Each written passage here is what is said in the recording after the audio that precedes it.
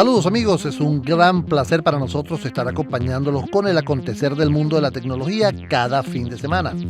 Nuestro objetivo es traer a los protagonistas que generarán el cambio que veremos en los próximos años.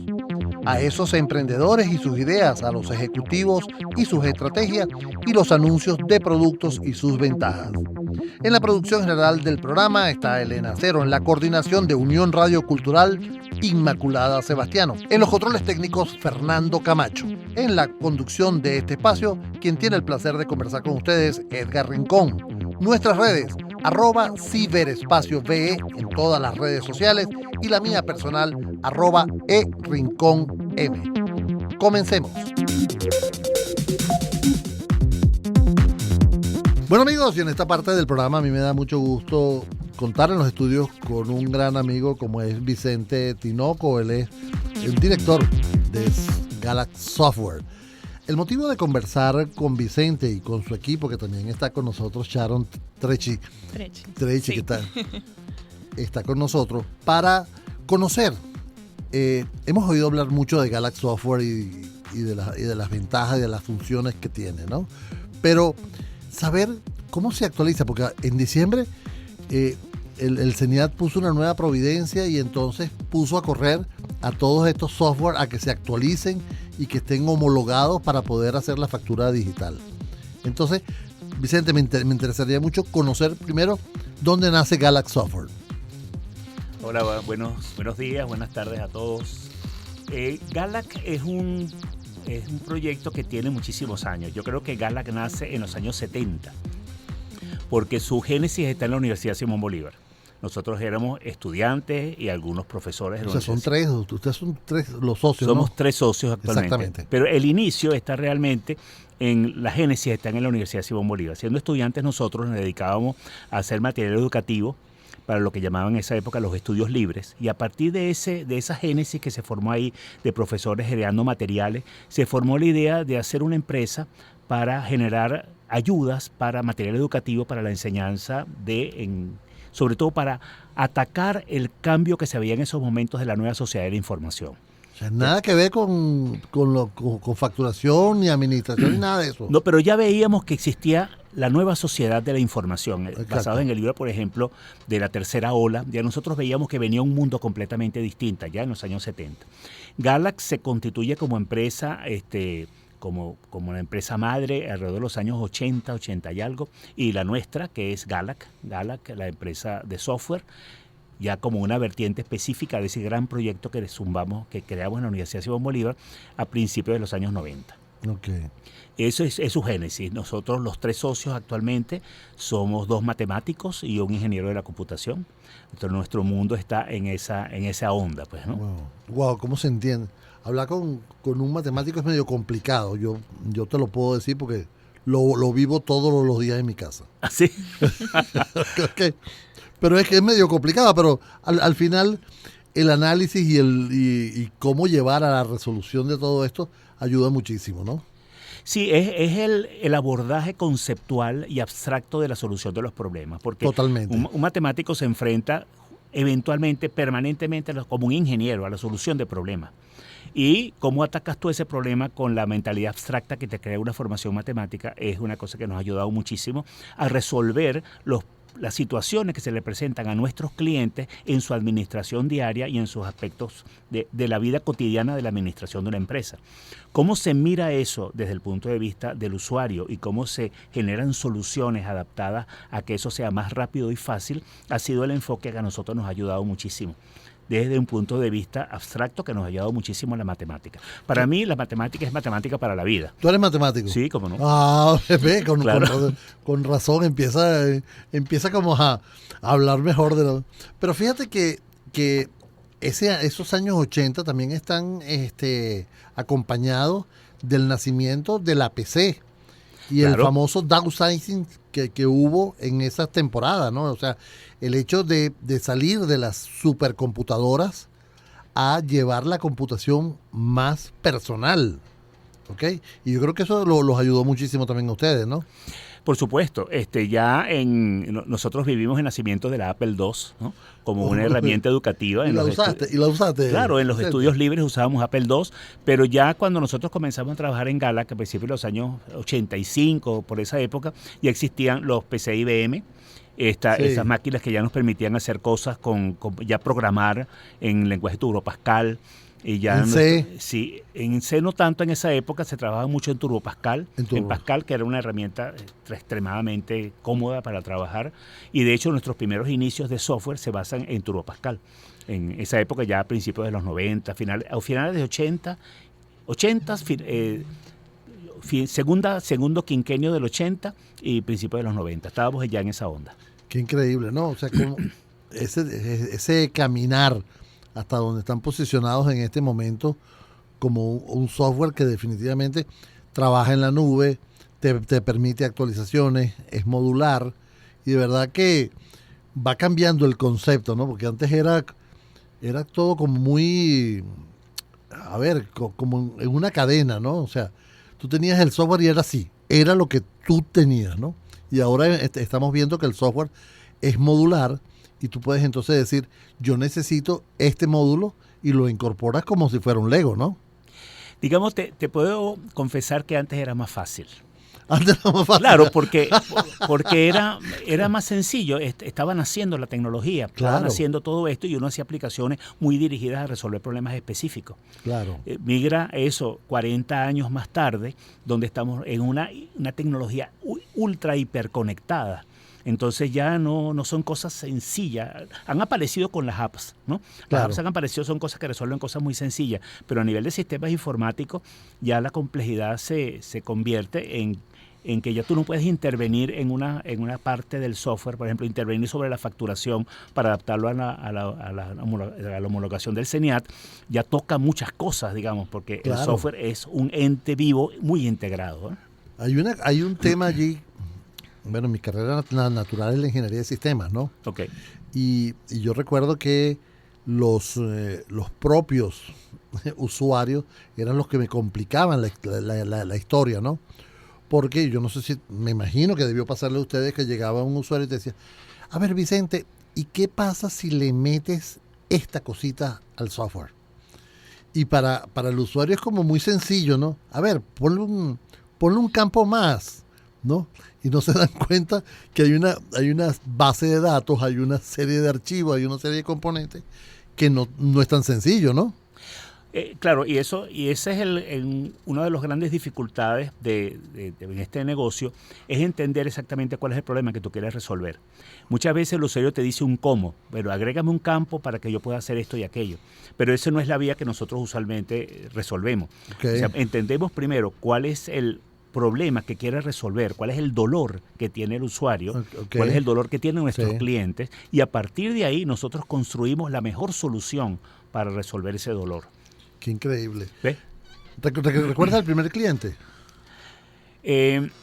Digamos, hace 40 años, casi nada. Sí, nuestro primer cliente era un señor que tenía una distribuidora vendía máquinas de fotocomposición. En aquella época eran unos equipos para diseñar libros y montar libros. La fotocomposición era como se hacían los libros en aquella época.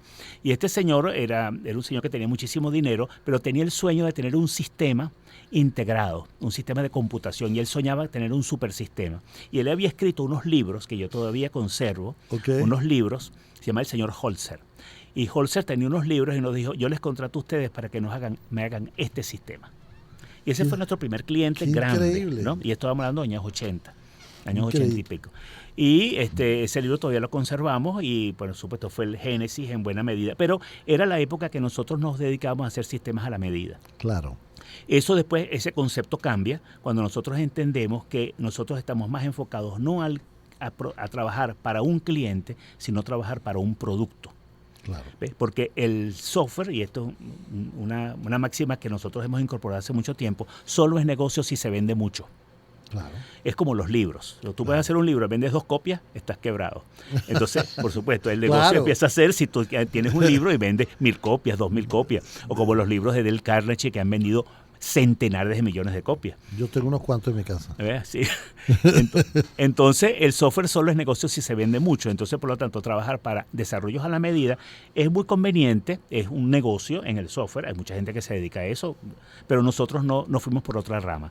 Trabajar para el producto. Y cuando nosotros observamos que los clientes tienen necesidades, más que todo dolores en su forma de trabajo, entonces nosotros enfocamos no en resolver el problema a ese cliente, sino en resolver el problema al producto. Claro, que el producto se adapte. Se adapte y, por supuesto, no sirva solamente para ese cliente, sino sirva para todos los clientes que tengan nuestro software. Que tengas talla S, que tallas M, XL y XXL. Exactamente. Exacto. Nosotros nos hemos encargado en conocer a nuestro cliente, a nuestro usuario, a entenderlo, para poder ofrecer un producto que se ajuste a esa necesidad. Entonces, ya no importaría el tamaño de él, si es pequeña, mediano o grande, nosotros ya hemos hecho un estudio para poder ofrecerles lo que ellos necesitan. De igual manera, es tecnología, es innovación y nos tenemos que mantener en constante cambio para seguir adaptándonos a sus necesidades. Aprendiendo todo día. Correcto. Amigos, estamos conversando con los amigos de Galaxy Software. Está con nosotros Sharon Trecci, sí. Y también está Vicente Tinoco, quien es el director de la empresa. Basado en esto que estamos conversando ahorita, hay otro actor dentro de lo que tiene que ver con los software administrativos, básicamente, y es el CENIAT, es el regulador nacional en este tipo de materia. Entonces, ¿cómo hacen ustedes cuando el CENIAT en diciembre del 2024 les dijo, ¿sabes qué? Viene la factura digital, que ya se venía hablando? O sea, la factura no es que de la noche a mañana dijo, sino ya se venía trabajando en esa materia, ¿no? Ya se sabía que iba a haber una providencia muy pronto que hablara de la factura digital. ¿Cómo asumen ustedes esos cambios entonces? De hecho, hay dos providencias. El 23 de diciembre, el CENIAT nos anunció dos providencias. La primera sobre la factura hecha a través de una imprenta digital, esa es la primera. Y la segunda es homologar los sistemas de facturación. Okay. La primera tiene que ver, era un proyecto de vieja data. La Administración Tributaria permitía la factura a través de imprentas digitales para grandes volúmenes de data. Por ejemplo, claro, toma una empresa... CanTV, la factura digital la de CanTV. factura de CanTV, las operadoras de celulares, de telefonía, todas ellas tienen que trabajar con imprenta digital, Simple TV, por ejemplo. Amén. Todas esas de grandes volúmenes. Pero eso no estaba adaptado para empresas que tenían pequeños volúmenes. Por ejemplo, nosotros teníamos una dificultad muy grande, que aunque no hacemos más de 10.000 facturas mensuales, pero nuestro volumen de facturación es en toda Venezuela. Por lo tanto, nosotros teníamos que enviar físicamente a Upata, Santa Elena de Guairén, San Cristóbal, y todas estas ciudades tenemos que enviar las facturas. Entonces eso significaba costos adicionales, claro, y que llegaban, que no llegaban. Era todo un proceso logístico. Y nosotros solicitamos entrar en imprenta digital. Y aunque éramos una empresa pequeña y no estábamos exactamente metidos en la regulación, nos permitieron hacerlo. Okay. Pero eso el CENIAT abrió las puertas, pero no estaba regulado. El 23 de diciembre sale una providencia donde sí permite que todas las empresas que tienen ciertas características, en particular que trabajen con factura, lo que se llama forma libre, ajá, o también que hagan negocios digitales, pueden utilizar facturación electrónica, pero en los casos de los medios digitales están obligados a usar facturación imprenta digital. Okay. Quien facture por medios digitales, tengan páginas web y vendan por ahí, están obligados a facturar usando imprenta digital. O sea, e-commerce. E-commerce. Okay. ¿No? Y aquellas que tienen negocios duales, como okay, por ejemplo que yo facturo en tienda, pero también tengo una página web, la parte web tienes que hacerla con imprenta digital. Okay. Eso crea todo un marco de negocios importante y sobre todo de actualización de modernidad de nuestro sistema tributario, okay, que todavía está un poco, atrás de otros países de Latinoamérica, donde eso ya tiene muchos años y con gran fuerza. Pero lo vamos a alcanzar, ten la seguridad. Estoy seguro que sí, debemos hacerlo porque no podemos estar atrás. Claro. Pero nosotros tenemos cosas muy buenas en la administración tributaria, ha hecho avances espectaculares, pero en la medida de lo que llaman el gobierno electrónico, que todo esté montado en función del gobierno electrónico, estamos todavía muchas cosas por hacer. Ahora, en este punto, Vicente, ¿dónde está Galaxy Software con respecto a esta providencia? ¿Está homologado? ¿Está en trabajo? ¿No ha comenzado su trabajo? ¿Tiene una fecha estimada? ¿Todavía no hay fecha estimada? Digo para los usuarios de Galaxy Software que nos pueden estar escuchando en este momento. Bueno, como te digo, son dos providencias, ¿no? que son diferentes, ¿no? La primera tiene que ver con la facturación a través de la imprenta digital.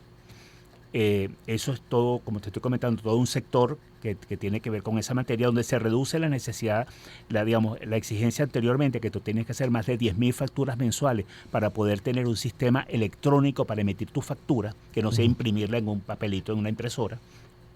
Y luego está la segunda providencia, que dicta normas para que las empresas que desarrollen software de facturación estén homologadas por el CENIAT.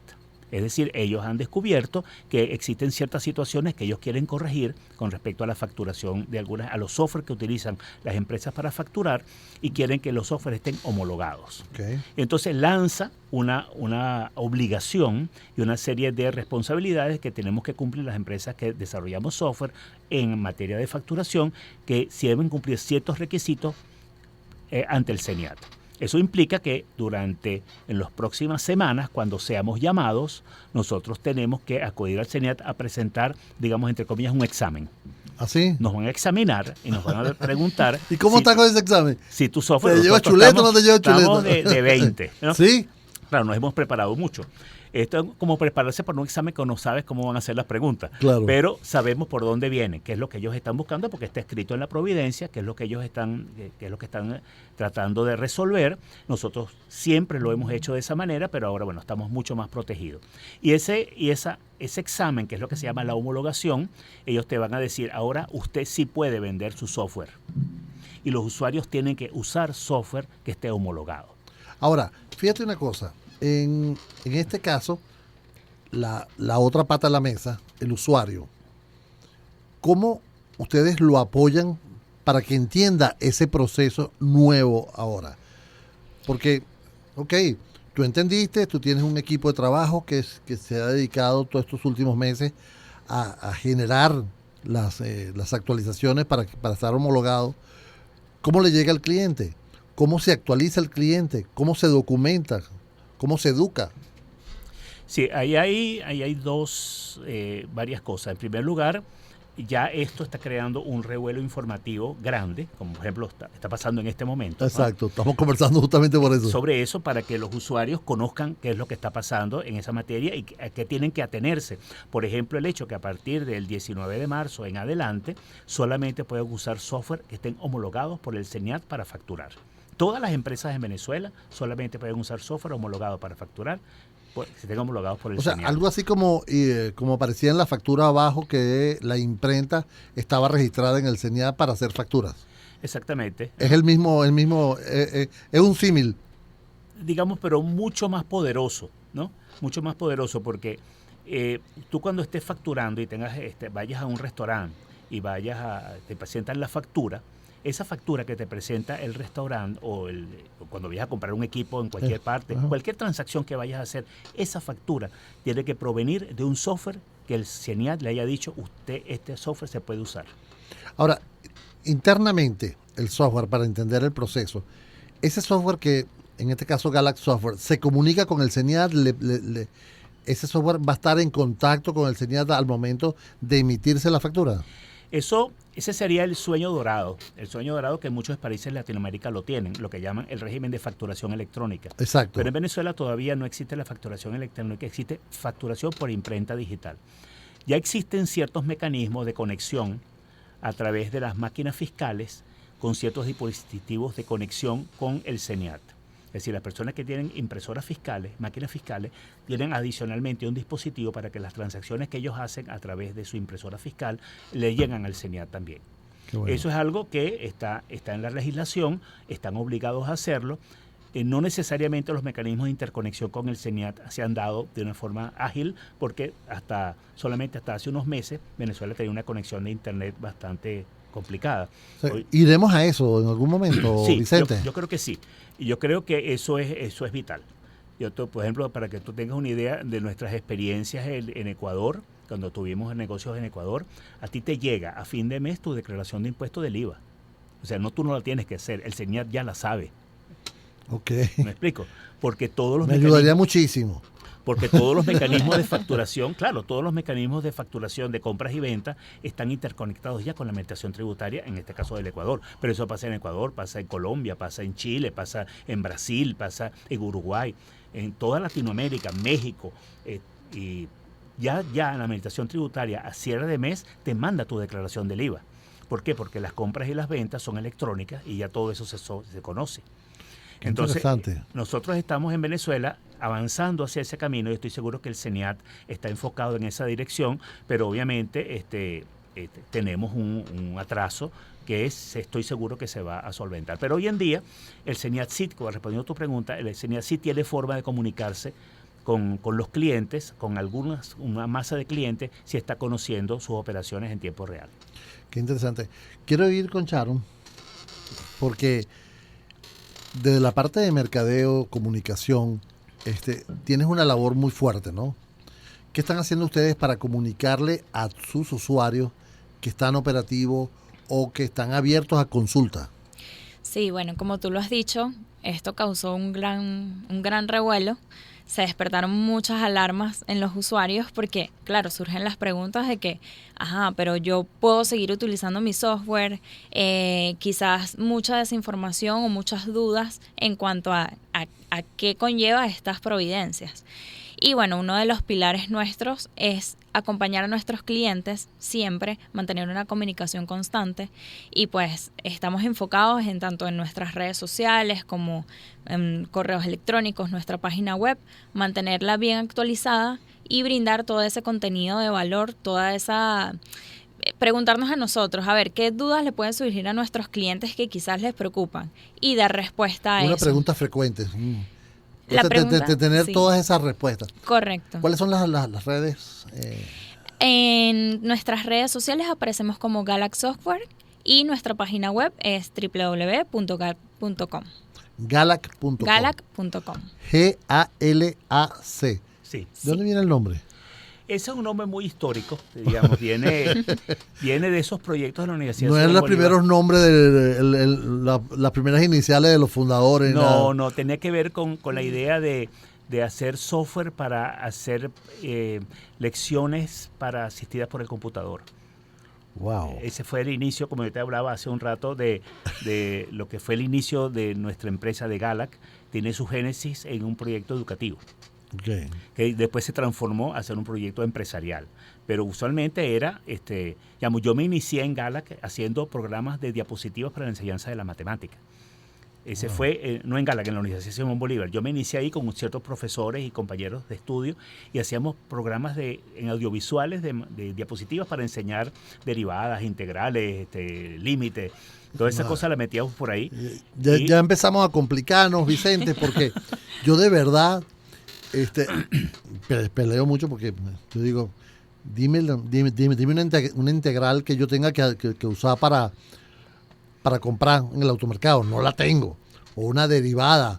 O un poco de esas cosas. Entonces ya me critican porque yo soy escaso de mente, porque no entiendo el alcance de una derivada o el alcance de una... Pero bueno, eso es otro tema.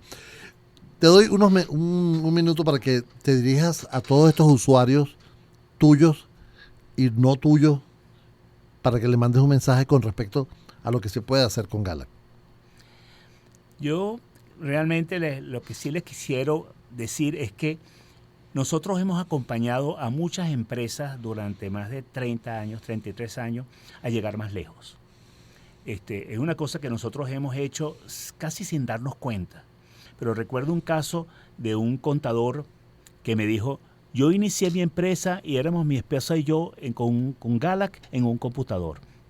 Hoy en día mi empresa parece un cibercafé. Es decir, nosotros hemos acompañado a muchas empresas en Venezuela, a decenas de miles de empresas a llegar más lejos.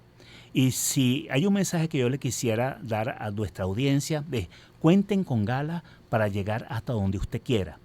Cuente con Galac hasta para el resolver infinito y más allá, a la galaxia. A las galaxias, a llegar más lejos, a resolver sus dolores, a trabajar rápido y fácil, a hacer su vida más cómoda y generar bienestar y prosperidad para todo su entorno. Galac está ahí para ayudarlo a llegar más lejos. Y ese es nuestro enfoque y vamos a resolverle las situaciones que ellos tengan en sus problemas administrativos, de facturación, de nómina, en su vida empresarial. Actualmente también estamos con ciberseguridad. Sí, tienen una alianza muy buena con los amigos de SET. De SET, sí. Alianza espectacular. Cada software que se venda para cada cosa, por más pequeña que sea, va acompañada por una licencia de antivirus. Exactamente. Un mensaje, las redes nuevamente. Las redes, @GalaxSoftware y nuestra página web www.galax.com. Ese era Sharon Trechi. Y también está Vicente Tinoco, director de Galax Software. Hacemos una pausa y enseguida estamos con ustedes.